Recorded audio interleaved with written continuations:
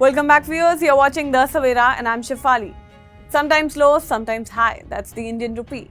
The Indian rupee opened 12 paisa higher at 85.44 against the US dollar today, influenced by global economic trends and market reactions.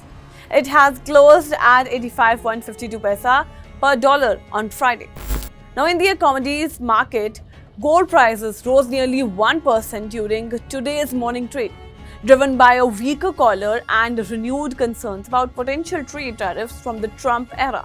The MCX Gold June 5 contrast saw a 0.95% increase, trading at Rupee 93.317 per 10 grams. Additionally, the dollar index fell by almost 0.3%, which further supported gold prices. A weaker US dollar makes gold more affordable in other currencies, driving up the demand.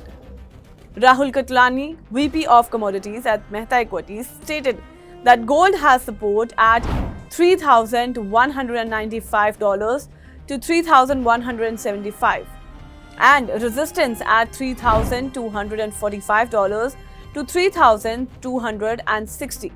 For silver, support is at $32.10 and $31.80, and resistance is at $32.65 to $32.85.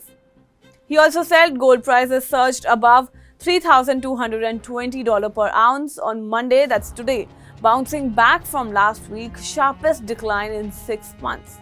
The recovery was driven by renewed safe but haven demand after Moody's downgrade the US 7-year credit rating, citing fiscal imbalances and rising debt cost. Despite recent optimism from a temporary US-China tariff truce, weak US economic data and subdued inflation has led market to expect additional interest rate cuts by the Federal Reserve, providing further support to billionaires. Now, in INR, gold has support at Rupee 91,850 to 91,480 and resistance at 92,850, whereas to 93,490.